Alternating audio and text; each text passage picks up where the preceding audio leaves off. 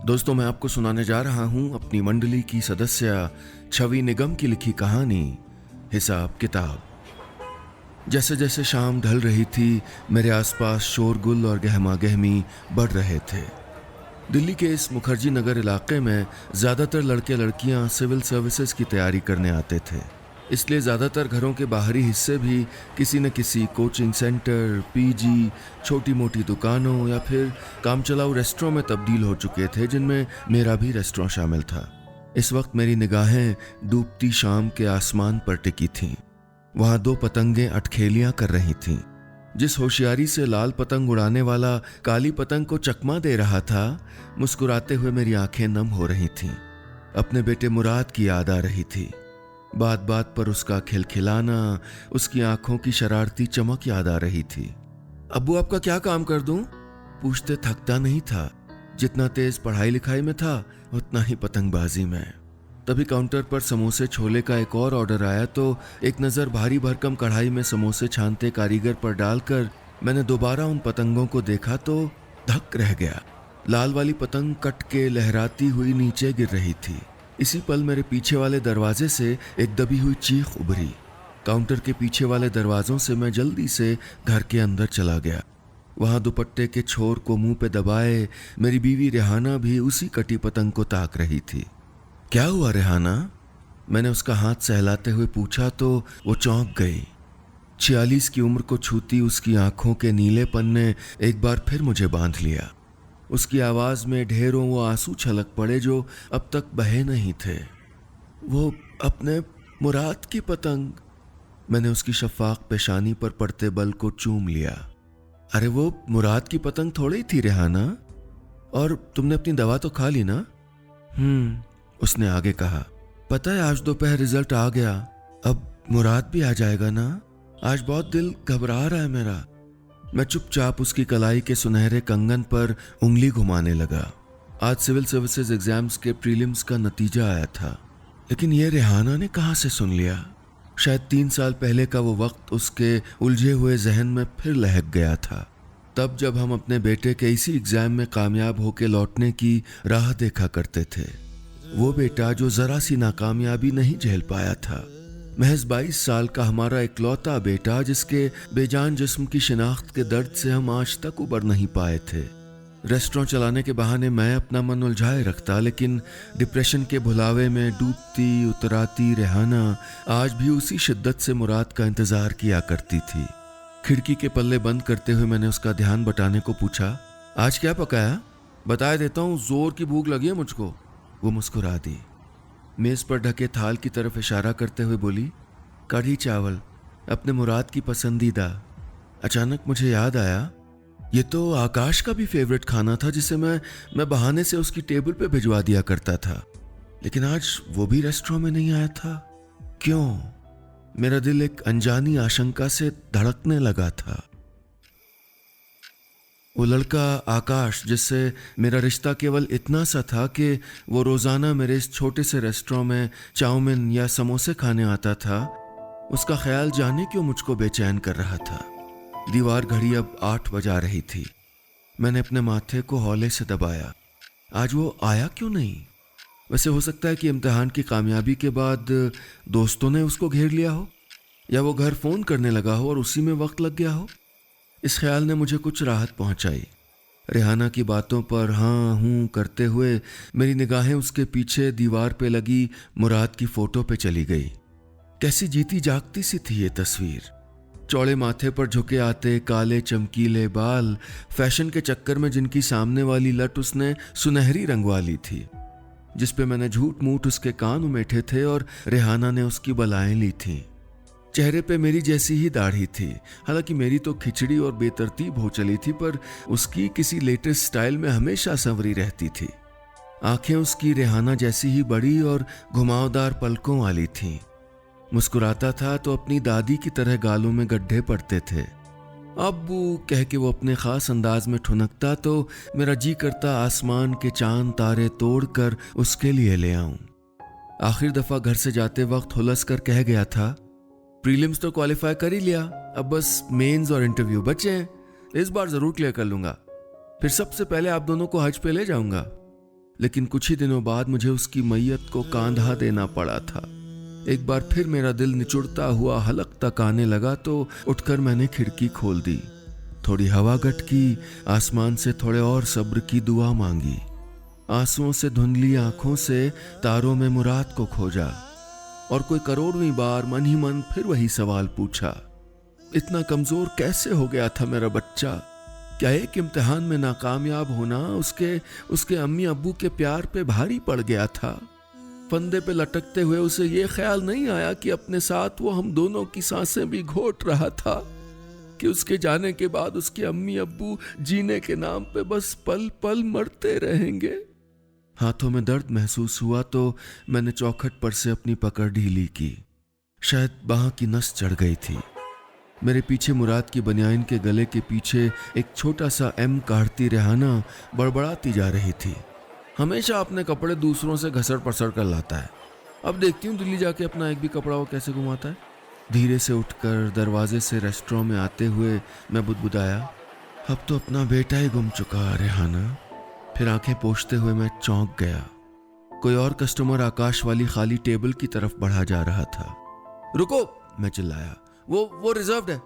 हैरानी से मुझे देखता, कंधे उचकाता वो लड़का बाहर चला गया और मैं सोचने लगा, वाकई आकाश ने जगह रिजर्व तो की हुई थी, मेरे रेस्टोरेंट में और मेरे दिल में भी। दिलों को वो रिश्ते भी जोड़ते हैं जिनके कोई नाम नहीं होते। आकाश के साथ मेरा जुड़ाव भी कुछ ऐसा ही था, वरना पिछले कोई 6 महीनों में कुल जमा 6 बार हमारी बातचीत हुई होगी। लेकिन वो खामोश लड़का जैसे मेरी जिंदगी का एक हिस्सा बन गया था। कस्बे के अपने घर बार को, अपनी पुश्तैनी दुकान को बेच बाच कर यहाँ चले आने का मेरा मकसद यही था कि उस जगह रहूं जहाँ मेरे बेटे ने अपनी जिंदगी के आखिरी दिन बिताए थे। यहाँ रेहाना को आस पड़ोस के हितैषी ये एहसास नहीं करा सकते थे कि हमारा मुराद अब इस दुनिया में नहीं रहा और उसके डिप्रेशन का इलाज भी बेहतर मिल सकता था। ये रेस्टोरेंट भी मैंने बस इसलिए खोल लिया था कि कुछ देर कहीं और मन लगे, किसी तरह दिल का दुख कुछ कम हो सके। आमतौर पर 5 बजे खोलता और आकाश के खाना खाकर जाते ही लगभग 8 बजे बंद कर देता, लेकिन आज तो 9 बज चले थे। तभी टन टन की तेज आवाज ने मेरा ध्यान खींचा। पाव भाजी बनाने वाला जोर से कलछुल तवे पर मार रहा था। मैंने उसकी ओर देखा, फिर बाकी कर्मचारियों को। सबके चेहरे पर अब घर जाने की उतावली थी। मैंने उनको जाने का इशारा किया, हाथ कमर के पीछे बांधे और टहलते हुए रेस्टोरेंट के कांच के दरवाजे तक आ गया। बाएं झांका, दाएं घूमा, आकाश कहीं नहीं था। एक बार फिर आज दोपहर में रिजल्ट आउट होना और आकाश का यहाँ ना आना मेरे दिमाग में घूम गया। कहीं ऐसा तो नहीं कि मुराद की तरह ही? नहीं, मैं लगभग चीख ही पड़ा। फिर थके कदमों से वापस काउंटर पे आके चीजें यूं ही इधर उधर करने लगा। तभी मेरा हाथ एक लंबी सी कॉपी पर पड़ा जिस पर लिखा था हिसाब किताब और उसके नीचे आकाश का नाम था। अनायास ही मेरी उंगलियां उसे सहलाने लगीं और यादों के बही खाते का वो पन्ना जहन में खुल गया। जिस दिन इस अनोखे हिसाब किताब की शुरुआत हुई थी वो बेहद गाढ़ी उदासी के दिन थे। रेहाना की दवाइयां लगातार बढ़ती जा रही थीं और धीरे धीरे मैं भी निराशा के उसी अंधे कुएं की तरफ खींचा जा रहा था। मैं घंटों रेस्टोरेंट में बंद रहता, रेहाना का सामना करने से भी कतराता ताकि उससे मुराद का जिक्र न सुनना पड़े। गुमसुम बैठा रहता, जरा सी गलती पर कर्मचारियों को फटकारता, ग्राहकों से उलझता और हर तरह की बदमिजाजी करता। हद से गुजरता हर दर्द हमेशा दवा नहीं बनता, कभी कभी वो धीमा जहर भी बन जाता है। मुराद के जाने का गम भी धीरे धीरे मेरी रूह से मेरे जिस्म में पैबस्त हो रहा था। ऐसी ही एक शाम को ऑर्डर इंचार्ज की बड़बड़ाहट मेरे कानों में पड़ी। वो कोने वाला लड़का 2 घंटे से सिर्फ एक पाव भाजी टूंग के टाइम पास कर रहा है। सीट गिरी हुई है, कस्टमर वापस जा रहे हैं, फिर साहब तो हम ही पे बरसेंगे ना। गुस्से में भरा मैं उस तरफ चल दिया। हेलो। फिर मेरी नज़र उस पर पड़ी और मैं सन्न रह गया। काले बालों की एक सुनहरी लट उसके माथे पर झूल रही थी और घुमावदार पलकों के नीचे बड़ी बड़ी आंखें नीचे खुली किताब पर जमी थीं। एक झटके से सांस अंदर खींचते हुए मेरे मुंह से निकला, मुराद। कुछ भुलावे इतने प्यारे होते हैं कि दिल चाहने लगता है कि वो कभी न टूटें, आंखें अधमुंदी ही रहें ताकि सच की किरचें उनमें चुभ न सकें। उस शाम अपने रेस्टोरेंट के कोने में खामोशी से बैठे उस लड़के को देखकर मेरा यही मन हो रहा था। हालांकि कुछ ही देर बाद मुझे समझ आ गया था कि केवल एक खास एंगल से ही वो मुराद से मिलता जुलता लगता था, वरना उसकी अपनी अलग शख्सियत थी। फिर भी इच्छा हो रही थी कि कुछ पल और वो सम्मोहन ना टूटे, मैं उसमें अपने मुराद को देखता रहूं। जी कहकर वो उठने को हुआ तो वो तिलिस्म फौरन टूट गया। बैठो बैठो कहते हुए मेरे हाथ जैसे अपने आप उसके कंधों पर पहुंच गए। होठों पर आ रहे बेटा लफ्ज़ को वापस अंदर धकेलते हुए मैंने पूछा, कुछ और खाना है तुम्हें? तो वो अचकचा के खड़ा हो गया, जेब से कुछ तुड़े मुड़े नोट और रेजगारी निकालने लगा। मेरा जी धक से रह गया। मैंने उसके रंग उड़े पुराने दिखते कपड़ों पर निगाह डाली और फिर उसकी घिसी हुई चप्पलों पर, और मेरे मुंह से निकल पड़ा, ऐसा करो तुम आराम से ऑर्डर करो, मैं सारा हिसाब किताब दर्ज करता रहूँगा, और जब चाहो तो मुझको एक मुश्त सारी रकम चुका देना, ठीक है? फिर काउंटर के अंदर बने खानों में से एक रजिस्टर नुमा बही खाता निकालकर मैंने उसे सवालिया निगाहों से देखा तो वो कुछ झिझकते हुए बोला, आकाश जी, मेरा नाम आकाश है, बलिया से यहाँ प्रतियोगी परीक्षा की तैयारी करने आया हूँ और पिछली गली के आखिरी मकान के बाहरी कमरे में पीजी रहता हूँ। मैं सब दर्ज करते हुए तिरछी निगाहों से उसको देखता रहा।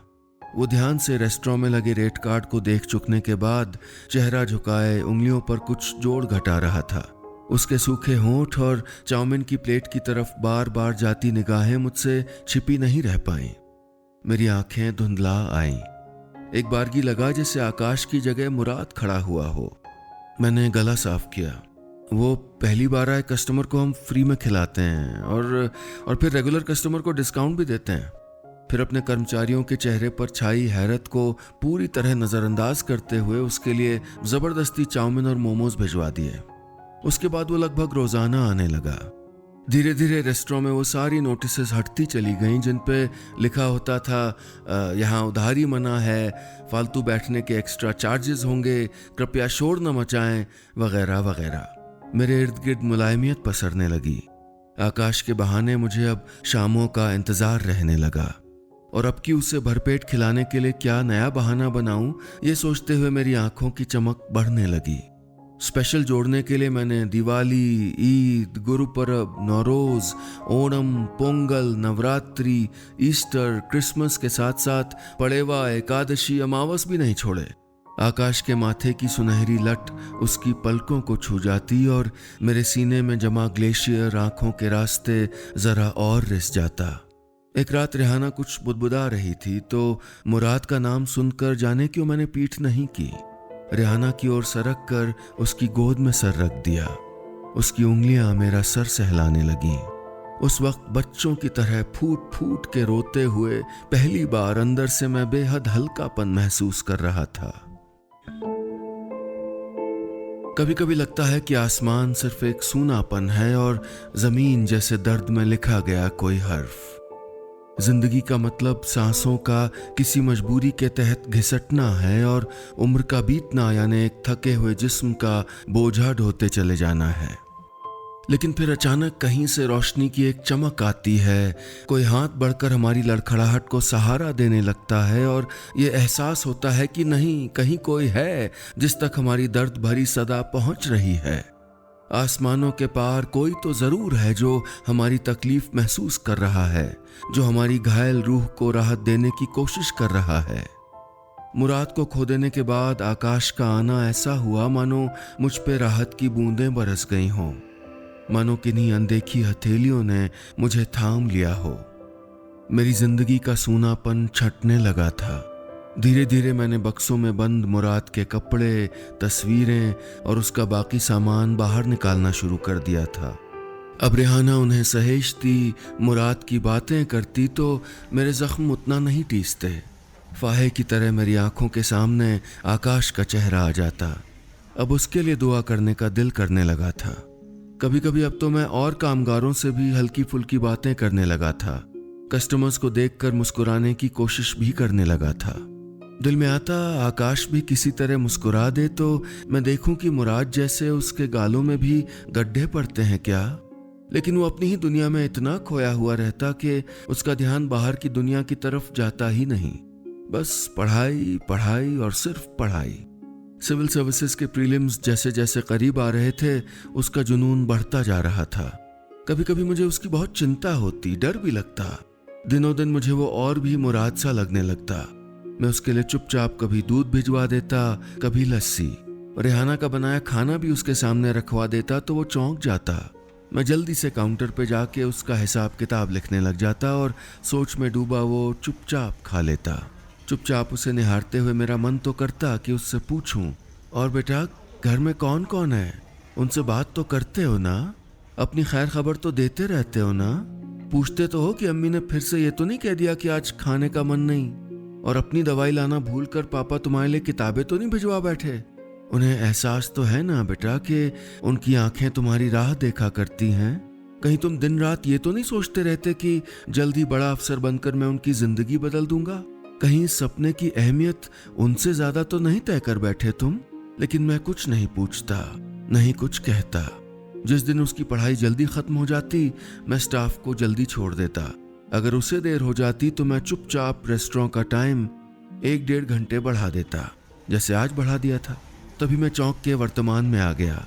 दरवाजे से आकाश अंदर दाखिल हो रहा था। सीधे इधर आके वो बोला, मुझ पे कितना बकाया है? लाई आज सारा हिसाब किताब क्लियर कर दूं। मैं उसे देखता रह गया।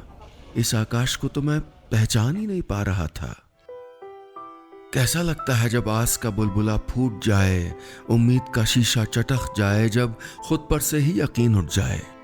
उसी हाल में हद के पार कहीं आकाश भटकता रहा होगा, क्योंकि उसकी एक चप्पल का स्ट्रैप टूट गया था, जीन्स के पांचे पर कीचड़ लगी हुई थी, हल्की लाल आंखों में अजीब वहशत थी, होंठ कांप रहे थे और एक हाथ की मुट्ठी भिंची हुई थी। दूसरी हथेली से अपने नाम वाले बही खाते को खींचते हुए वो फिर बोला, बताइए ना मुझे कितना पेमेंट करना है? जाने से पहले मैं कोई उधारी बाकी नहीं छोड़ना चाहता। मैंने उस रजिस्टर को परे खिसकाया। जा रहे हो? कहाँ? अपने घर ही ना? उसके जबड़े कस गए। एक नाकामयाब इंसान कहीं भी जाए क्या फर्क पड़ता है।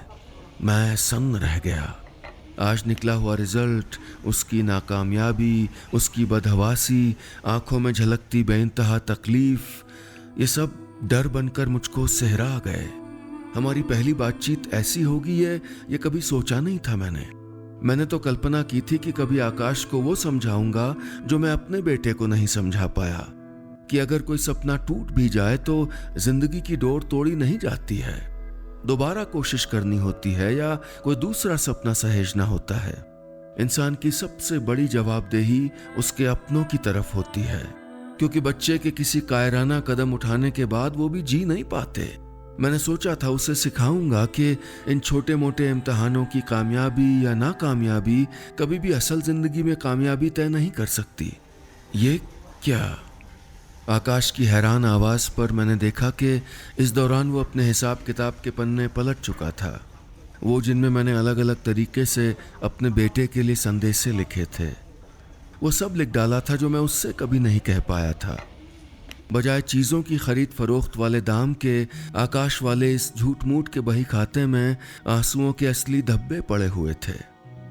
रुंधे गले से कुछ नहीं कह पाया।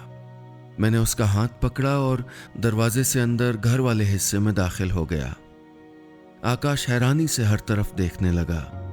दीवार पर टंगी मुराद की फोटो, पतंगें, बैडमिंटन के रैकेट, उसके स्कूल कॉलेज के सर्टिफिकेट, कुर्सी पर तहा कर रखे जीन्स टी शर्ट की ऊंची गड्डियां, रैक में भरी हुई किताबें। ये मुराद आपका बेटा है? वो भी कॉम्पिटिटिव एग्जाम की तैयारी कर रहा है क्या?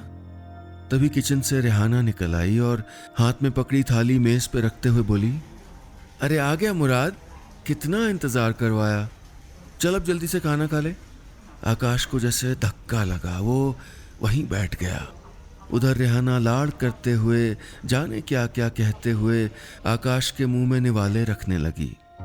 वो चुपचाप बिस्तर के सिरहाने और मेज पर लगे दवाइयों के ढेर और हमारे मेडिकल प्रिस्क्रिप्शंस देखता रहा। रेहाना की नजरें बचाकर अपनी आंखें पोंछता रहा। मैं चुपचाप बाहर आकर अपने काउंटर पर बैठ गया, आंखें मूंदे अंदर घुमड़ते तूफान को समेटता रहा। काफी देर बाद आकाश बाहर आया।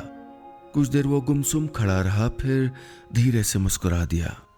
आप मेरे इस बही खाते को संभाल के रखें, जल्दी आके मैं हिसाब किताब जरूर क्लियर करूंगा।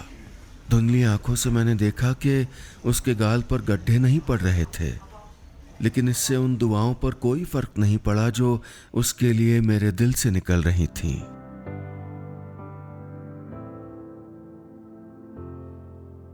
बस इतनी सी थी ये कहानी।